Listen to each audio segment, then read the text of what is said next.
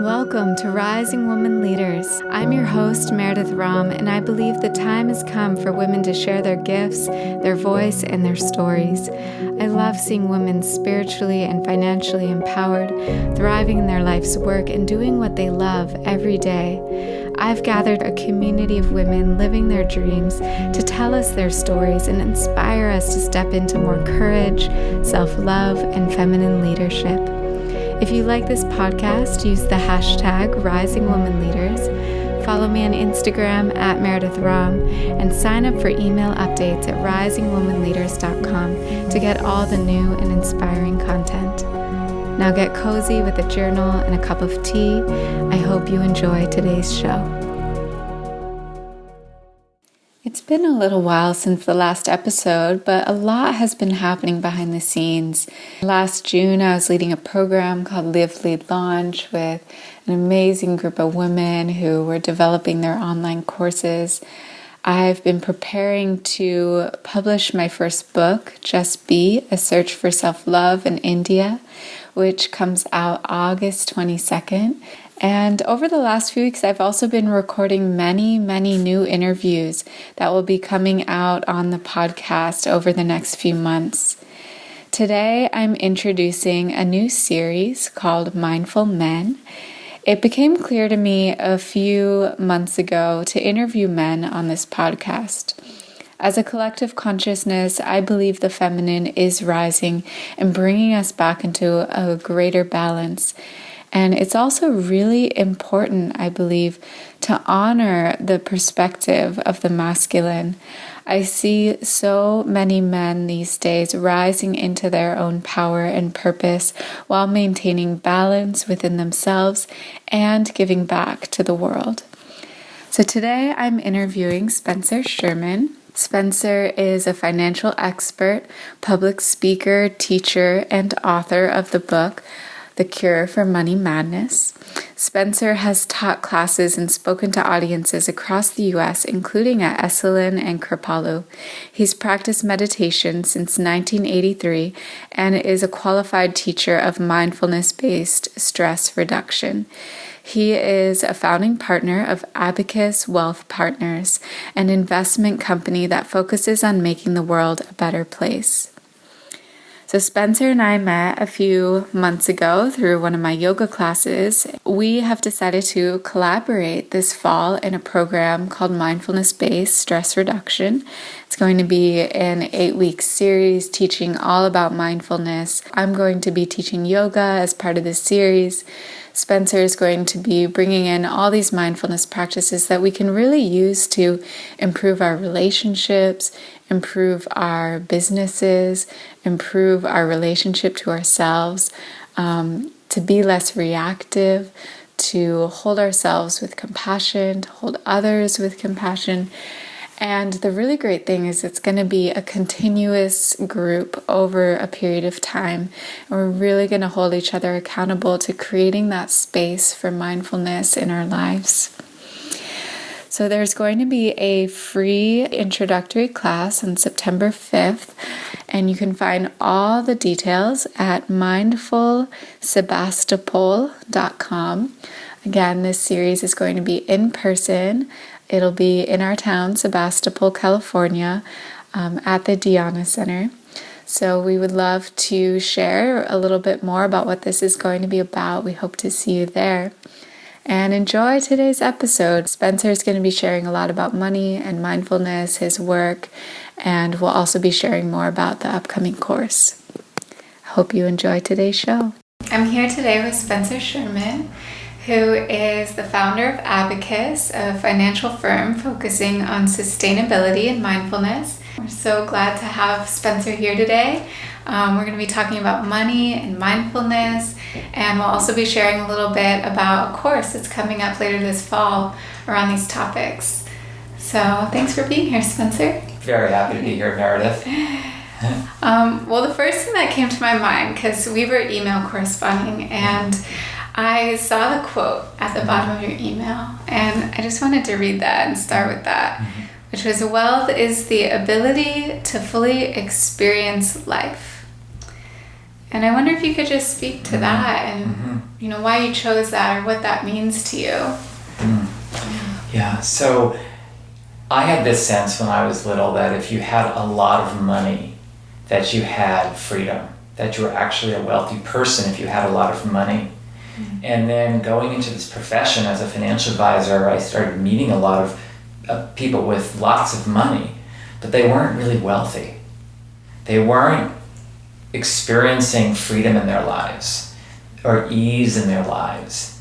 They were very reactive, very highly stressed.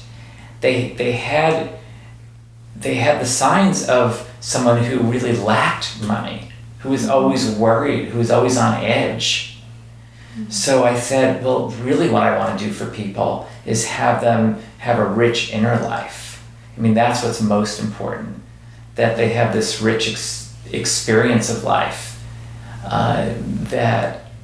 That's what gives me a sense of wealth, is that sense that I'm living a rich life, not that I have all these riches. And it's not to say the riches aren't helpful at times and can't do great things in the world, but that what I've experienced is when I felt the most wealthy, it's when I've been experiencing the most love, the most connection, the most awe, the most gratitude. I'm curious about what first brought you to your interest in money and your interest in helping people with money and finances in general. Well, I was always intrigued by money because I thought it was this path to freedom when I was little, as a child. And it also had so much darkness to it that people in my family had a lot of trouble with money. There was a lot of conflict around it. People couldn't communicate around money. And it was the cause of separation between my father and his sister over a money fight. So I knew it had real weight to it.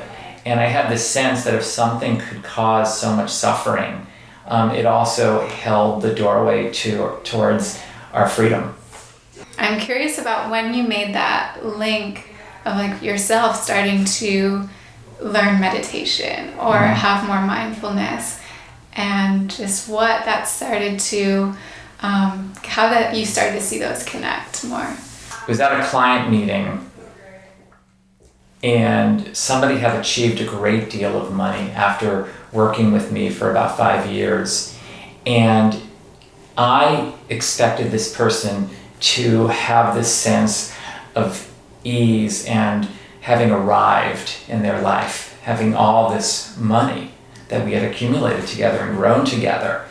And instead, he was as stressed and worried, if not more worried, than he was 5 years earlier. So what it was clear that money alone was not going to produce this sense of happiness or even this sense of enough. And I always talk about that day as being the best day and the worst day of my life, because it was like, wow, all this money work alone isn't helping people achieve what they really want in their lives. And I'm not really having the impact on the world that I want to have. And it was this day of recognition, revelation, that in order to access that sense of inner wealth, I was going to have to start looking at other avenues, and mindfulness was an avenue that I was familiar with, but hadn't yet applied it really to my clients in the financial world. And then I saw that mindfulness and money really go together, because money causes so much reactivity, and mindfulness is about slowing down our response time and calming ourselves and appreciating what we have and being in the present moment, seeing what we have as enough.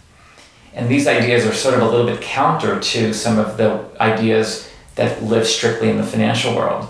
So when I was able to marry those two worlds, suddenly my clients were starting to have that sense of inner wealth, that sense of enoughness, that sense of that their lives were not going to be fixed by having more money. And that was really exciting to me. Yeah. That I could do that, because I came from this childhood perspective was, if I just help my clients make more money, they'll be free, and then realize, well, that was a very naive notion, but that I actually could do that still if I can marry in the mindfulness. Right. Okay, so this brings up a couple more questions for me. Mm-hmm. First, I'm curious how you first found meditation.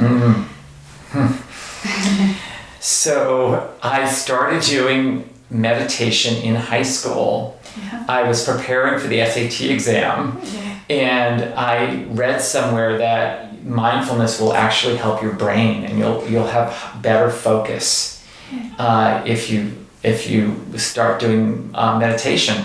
And then in college, there was a course offered by the sociology department in how different cultures reach higher consciousness, and the homework assignment was to meditate every day. And it was the best course I took in college. And to this day, I remain very good friends with the professor who taught that course. Mm-hmm. During that course, I had this sense of the power of meditation, because it started helping me with my schoolwork, but it also brought this presence and this calmness to my life that I had never experienced before. This ability to relate to life stressors in a different way. Instead of having to change the outer world, I was able to just change the way I responded to what the world presented to me. Mm-hmm. And that was a huge sort of insight awareness, that if I can just shift the way I respond to the world, that's a lot more powerful than trying to just change the world. Yes.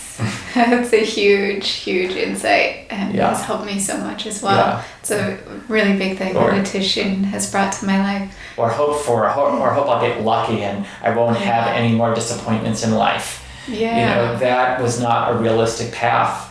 I eventually saw life is full of disappointments. It's full of sadness and challenges and suffering, and how I relate to that suffering is going to be the difference between more suffering and peace. Mm-hmm. So what would be an example of, let's say you're working with one of your clients, mm-hmm. and maybe they're not familiar with mindfulness, how would you begin to bring that in with them? Or what's an example of someone you've worked with where mindfulness has really supported your mm-hmm. relationship and your work? So with one client, he had no awareness of how many hours a week he was spending reading the newspapers, trying to pick investments, and how it was taking him away from his priorities, which were being with his family and playing music. Mm. And just that awareness is a form of mindfulness. Mindfulness is about being aware in the present moment with an intention. And just his becoming aware of his life, eventually he had the insight that there has to be another way of doing this life, because all that time I'm putting into my money is not actually helping my money grow in his case. Mm.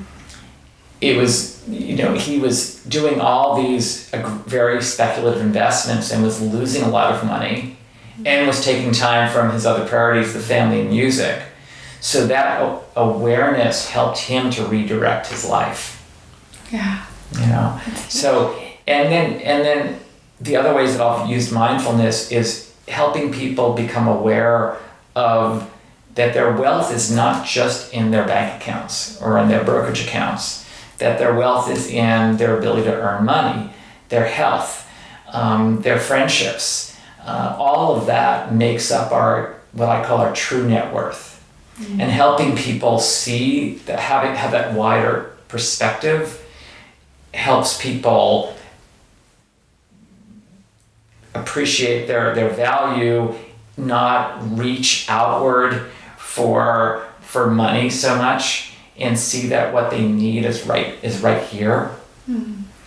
And so just that is a way of teaching mindfulness, of seeing that what we have right now is enough. Mm-hmm. And if you can stop reaching and stop looking for the outward world to bring you happiness, and see that it's all right here and it's not later, it's right now.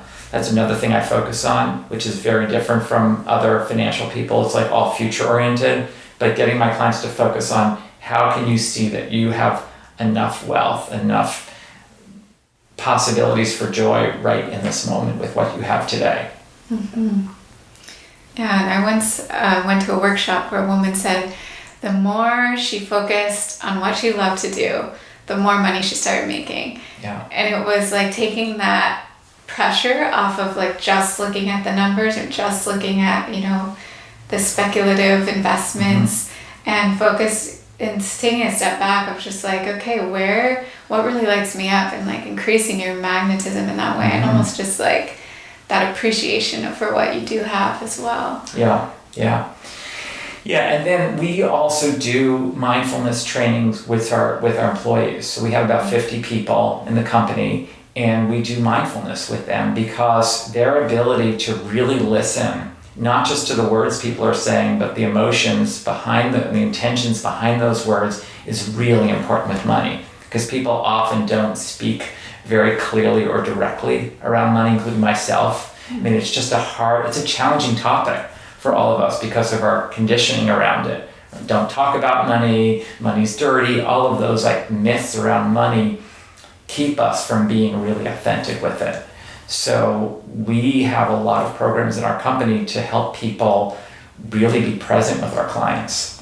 And it's that presence that I think helps our clients see, because we talk about it sometimes with clients about mindfulness, and they'll see the benefits in the advisors that are listening to them. Well, I wanted to ask you about if someone is just starting, let's say they maybe haven't been looking at their finances very much, or haven't been putting it in it, and they're wanting to know where to start.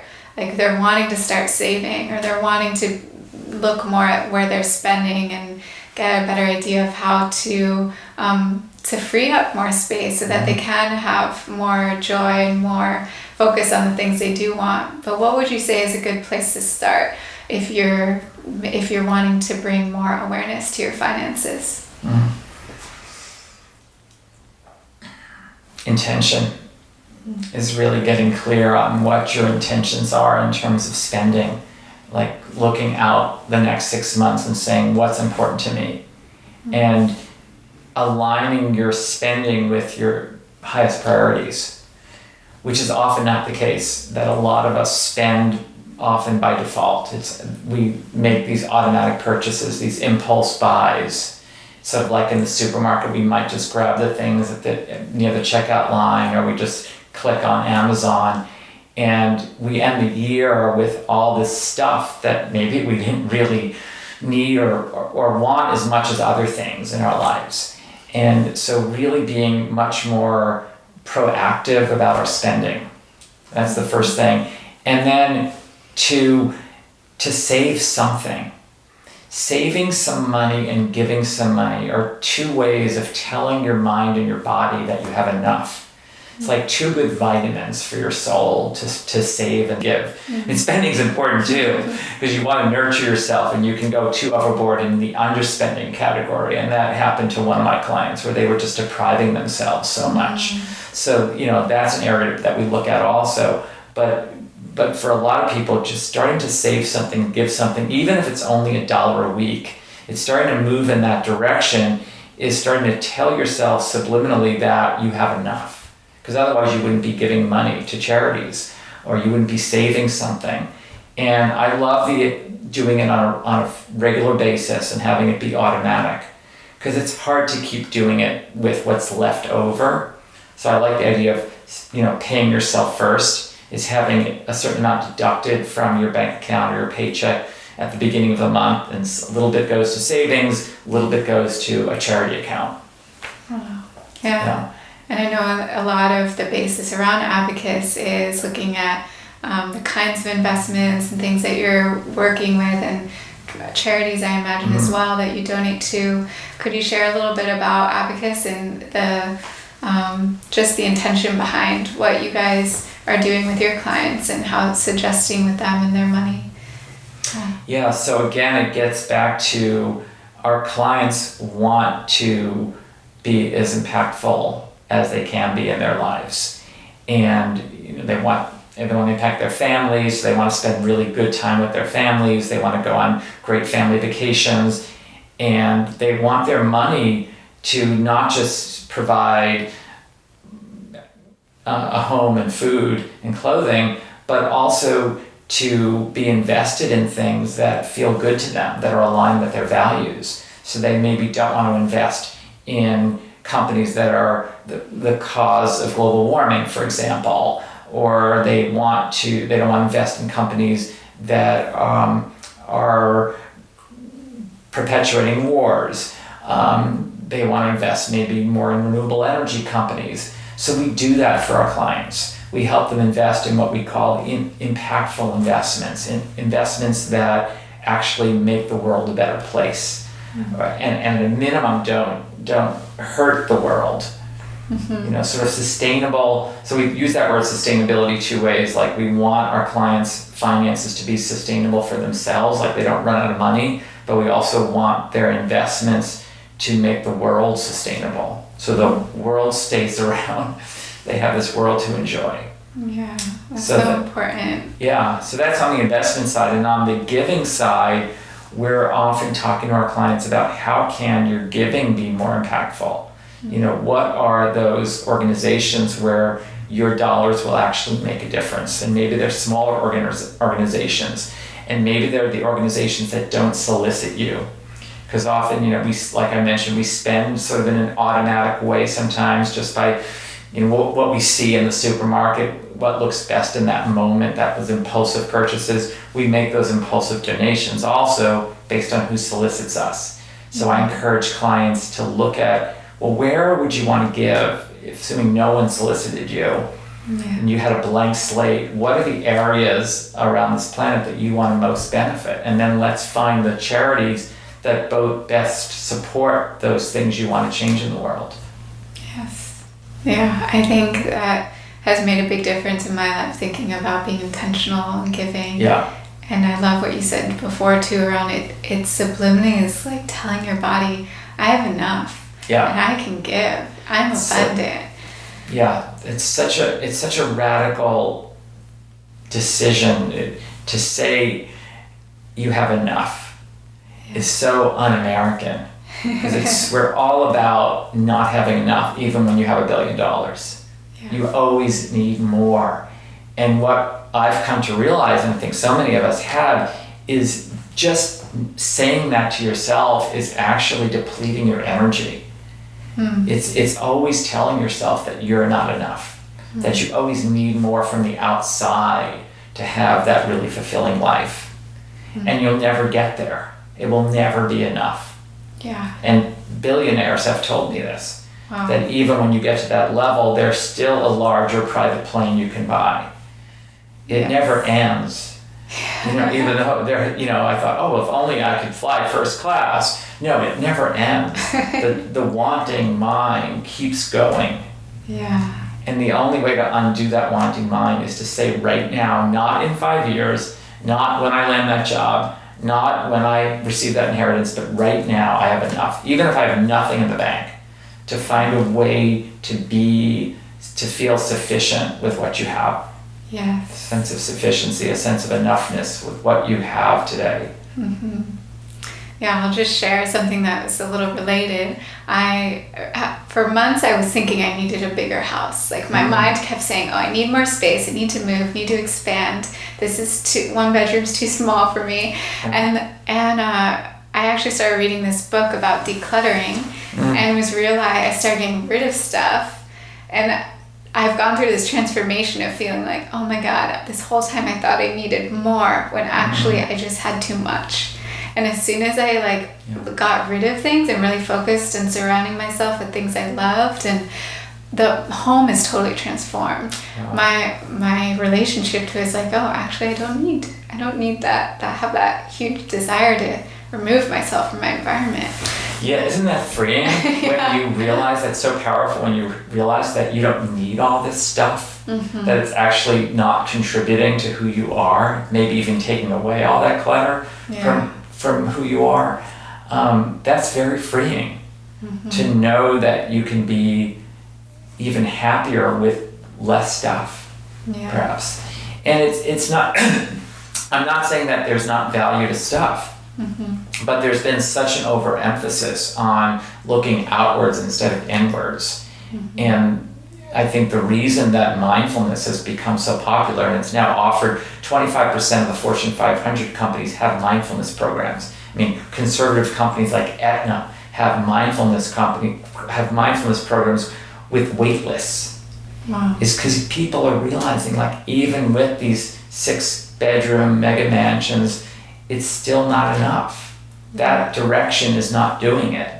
And that somehow they have to come to a peace, they have to find that peace within themselves. And mindfulness is this amazing tool that starts to work on our brain so we become less reactive and calmer and more joyful. It actually changes our brain chemistry so that we're able to just be in the moment without needing anything to add to the moment. Yes. That's freedom. Yes. I imagine you've seen huge benefits in your business, and just as you've brought more mindfulness in. Could you just speak to that? How you've watched your business grow and change as you... Yes. Well, I feel that, I mean, the irony around all of, around me realizing that I don't need more money is that I've become more successful. Because as I've become less attached to money, more at ease with having more money has come to me. The less you clutch something, the more you attract it in some ways, right? And I think our clients have really felt that, as we were talking before about how we've made this paradigm shift around money from always looking out to the future to trying to help clients with their finances right in this moment, to being more present, that all of that has helped our, made our clients, has made us more successful because they're realizing that they're out with a financial firm who has a completely different take on finances. So it's made us a more successful company, having this focus on mindfulness. It's also made me calmer and a better listener and able to be more creative with my clients, with employees. And I've retained more employees because I'm less reactive. If an employee says something to me, I'm less likely to react in a way that's going to make that person leave or become less productive than the past. And there's just these multiple layers of benefits to having a mindfulness practice for anyone. And now we're seeing it, the world is saying, oh, you Californians are correct. And, it's happening at the largest companies in the world are developing these mindfulness programs. They're doing it because it's making the bottom line better. Yeah. They're retaining people longer. I mean, that's a key thing for companies today, is the talent. And if you can attract people and retain them and keep them happier, you have a more successful company. Yes. Yeah, and so you've been leading these programs, mindfulness-based stress reduction, and bringing it into communities, bringing it into people who have their own businesses, helping people learn practices that have been helpful for you. And I'm so grateful to be a part of the next program this fall, happening at the Diana Center in Sebastopol. And I wonder if you could share a little about that, what we're going to be doing there. Yeah. There's so much scientific evidence around the benefits of mindfulness. So many hospitals, MIT, Stanford, Harvard have done all these studies on the benefits of mindfulness. We know that. I think most people know that. But actually doing the mindfulness practice and doing it in a way that actually brings the benefits, that's what's missing. It's not easy for most of us to find the time to sit down, to be inspired to sit down, and to actually know how to practice. And this is going to be a course that brings the structure in place so that you can easily have a daily practice. And gives you a very clear instructions on how to do those practices so that you're maximizing the benefits in the shortest possible time. And what Jon Kabat-Zinn has shown, who's the creator of mindfulness-based stress reduction, is that in just 8 weeks, you see changes in the brain on MRI scans, which is mind-boggling to me. Every time I say that, I get tickles up my spine. Like, how can that be that you can take a course and in 8 weeks actually change the nature of your brain so that you're slower to be, you don't react as impulsively, so that you're more creative. And they're actually able to see this on these MRI images. Wow. You know, that reptilian brain is less functional, and other parts of our brain start to become much more active and present. It's such a service to be sharing these techniques. And it ties in to every aspect of life, you know, right. Whether how we are with our partners, our spouses at home, how we are with our children, how we are with our colleagues at work, how we are with our investments. I mean, if we're reactive to what's happening in the news with our investments, we'll make less money. If I'm reactive to my wife at home, our marriage is not going to go as well, or to my kids. So it's got these huge benefits in every area of our life. And what got me so excited to become a qualified teacher with mindfulness-based stress reduction is that it happens in this 8-week structured program. It's not a multi-year program, it's 8 weeks. And you can see these tremendous benefits. And the benefits have accrued to people who have no meditation background. And if you have experience, that's helpful, but you don't need to have experience. Yeah. You just need to do the daily practice. That's it. You don't need to have some kind of meditation powers, or you don't have to be from California. In fact, Jon Kabat-Zinn has started this program in Massachusetts. So it's really for everyone. Yes, and one of the reasons it spoke to me, and even being a more advanced meditator myself, it was just like the opportunity to be in a group with other people and to meditate together. I love that. I yearn for that. Having that accountability, that community, the consistency of the same people every week. I think that's really going to help anyone, whether they're a beginner or they're more advanced, just come back to their practice, come back to themselves, and be able to see the ripple effects it creates in their lives. Yes, that's what was so exciting about the last time I taught the course, is that people would talk about what happened in their home life, how it changed, how things at work changed as a result of being in the course. They would share about their meditation practice, and other people would say, "Oh yeah, I found that too. You know, I fell asleep for one moment during my meditation practice." And it would keep people encouraged instead of discouraged when they hear those stories like that. Oh yeah, that's normal. That's part of the path. And because without the structure of the course, all of us might just quit, might just stop if we have sort of one sort of meditation that didn't go according to expectations. And of course, we learn in this course that any meditation that we have is a good meditation. There's no such thing as a bad meditation, because it's really about just being with things as they are. It's not about getting to some high place or some vision that you might have for your life. That might happen, but the way to cultivate the brain changes and receive the benefits of more joy and ease and calm in your life are just to be with what's happening in each moment in the practice. Yes. So useful. I'll be teaching some yoga in the Yes, so I'm so excited about that, Meredith, because one of the things that Jon Kabat-Zinn is a big proponent of is that this is not just a sitting practice, it's a movement practice, it's a how are you at work practice, it's how are you at home practice, how are you with your friends. The course doesn't stop it's not just about being in the course. It's not just about being on the cushion at home.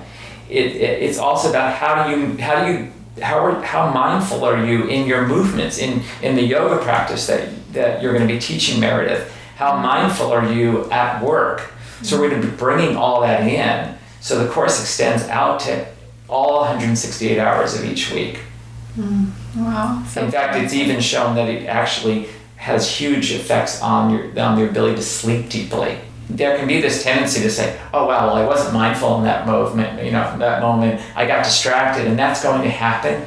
But that's the key, is the noticing of the distraction is the mindfulness. That's the success. That's the cause for celebration. And as people start to see that they can celebrate in each of those moments of distraction, they start to get encouraged. They start to build up some courage to really apply themselves. And they start to see some of those benefits. They start to see like, oh wow, I'm not getting distracted as often, or I'm more aware of the distractions. Before I was asleep, I didn't even know that I wasn't paying attention. Right, it's like noticing the thoughts as they come in and then catching yourself. Wow, I've been thinking about, last night's dinner for the last 5 minutes. Exactly. I wasn't even, I don't even know where I was while I was driving. Yeah. I have no sense of what happened. How did I get here, right?